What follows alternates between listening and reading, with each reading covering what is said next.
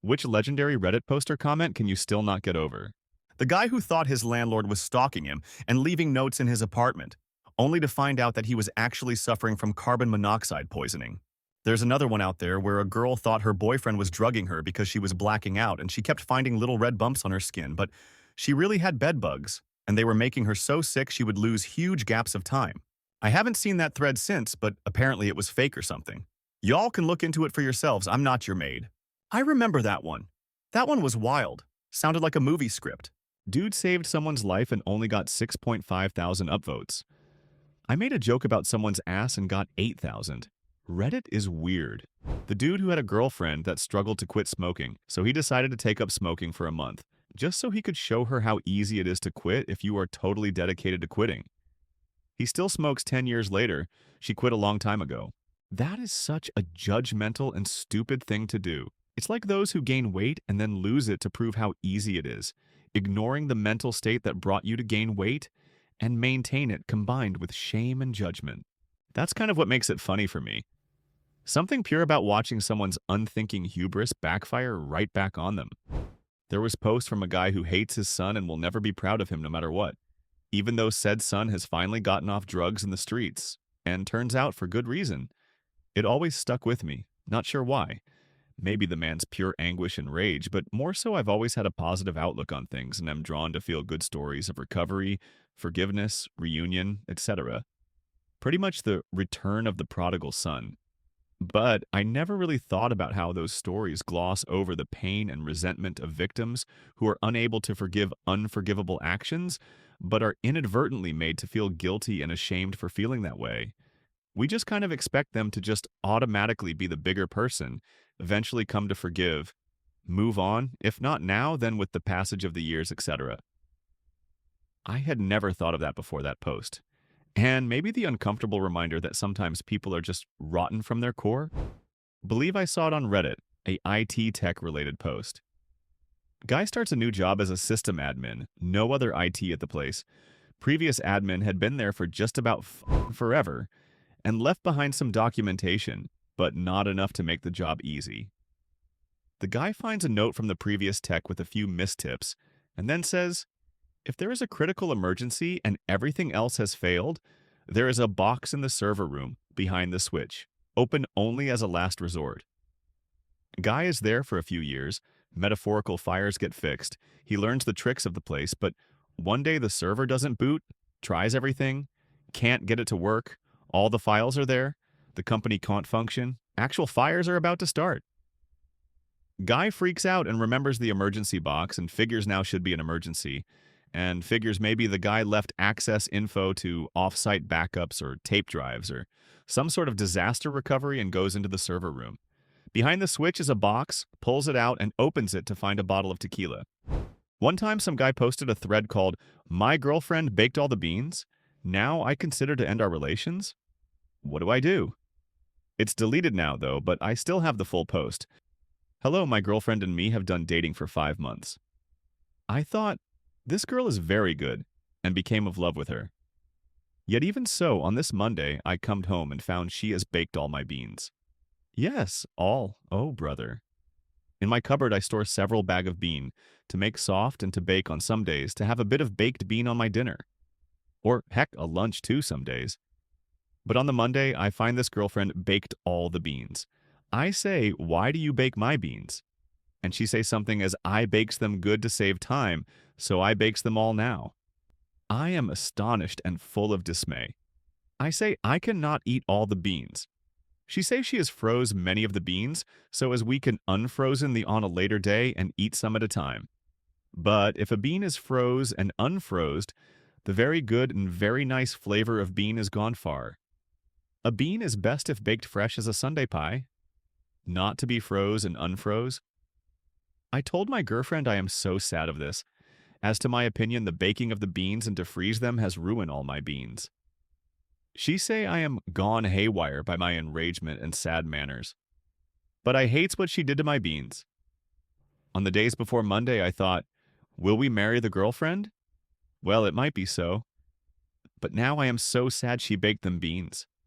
I am considered to end our relations and not be the boyfriend and girlfriend anymore. But is my idea wrong? Could my girlfriend make promise to not bake the beans? I do not know what doing to do and how to feel forgiving on her. I can't remember where this was posted, but this woman had downloaded a sleep app that used audio recording in her sleep. When she woke up and reviewed the recording, you can hear her talking in her sleep. And she asks a question like, "What are you doing?" And all you hear is a bunch of muffled noise and a response which was like, "Go back to sleep," or something like that. OP was trying to help figure out if it was a home invasion or something else. The entire recording is very creepy, as is the situation involved. I wish I could remember where it was, but I think about it all the time and now I don't want to record my sleep. The guy who found out only after getting married that his new wife expected him never to return to his family home again. It was in one of those Reddit compilation videos in YouTube, under an Askreddit about marriages which ended within the first few months. It was told by his sister. Apparently, the wife's parents came to visit the family of their new son-in-law for whatever reason, while the newlyweds were heading off in their honeymoon, and started talking about how it was nice to have the wedding on this land. They owned a farm or whatever, so he could have one final happy memory there. The family is like, "What do you mean?" And the two parents-in-law were like, "Well, as per tradition, the groom won't be returning to his family home now. He's a married man." I can't remember that well, but after some more explaining, I think the family phoned their son or brother as he was boarding the plane to his honeymoon telling him this. So he turned to his bride and she revealed that all along she was expecting him never to return there. Not sure how legendary it is, but it certainly stuck with me. It was about an artist who was very passionate about drawing. He started doing private work for people, but the amount of work he was doing and the pain in the ass it was to chase down payments and make changes to artwork eventually made drawing into a chore. He found that all of his passion had gone. He couldn't stand drawing anymore. One day he got into an accident, a car accident, I think, which put him in the hospital. He told everyone that he couldn't draw as well anymore due to some minor brain damage from the concussion. But that was a lie. He was completely fine and could still draw. He just didn't want to do it anymore. One I still talk about is a bridezilla that demanded each of her guests pay thousands of dollars to fund her lavish wedding because she wanted to feel like a Kardashian. People were outraged and started declining, which caused the bridezilla to go mental online with a rant calling everyone out for not helping her make her dream wedding come true. After pretty much scorching every bridge, she gets in a fight with her fiancé that ends with them breaking up and her blaming everyone else because her fiancé was bought okay with her actions. She then informs everyone that the wedding has been called off, but won't be returning any of the money her guests had chipped in for the wedding because it was the least they owed her. She was instead going to block everyone and use the money to travel alone to get over all the selfish people that ruined her wedding by not giving her thousands of dollars for it. The one that turned into one hell of a ride was a more recent one about a sister who, after years of saving up to have the wedding she wanted, was finally planning her wedding only for her sister to ask her, in the middle of a family reunion, if she would gift her the wedding because she just found out she was pregnant. Future Bill was upset because he had previously told her not to do it, but she insisted that OP would agree to make her little sister happy by giving up her wedding to her. What sucked is how the parents and grandma try to guilt OP into doing it, and trying to make her the bad guy by saying that, "You waited this long, it won't hurt to wait a little long more." But OP tried to reason that they waited because they were working to save for the wedding they wanted. That AITA story ended up with OP sharing how her sister had always been the golden child, and OP was expected to cater to her every whim since childhood.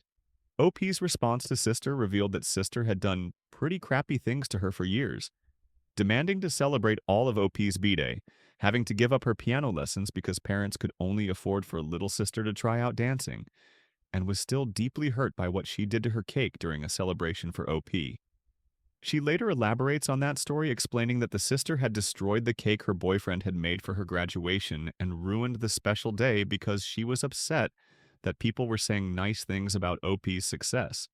Mom then gets mad when OP won't make a speech about how great her little sister is and storms off without a care for the destruction. Because her poor baby was crying over how sad she was that she hadn't gotten into the school program she wanted. A later update tells us that the bratty sister fiancé leaves her because of her antics, and the parents try to ruin OP's wedding.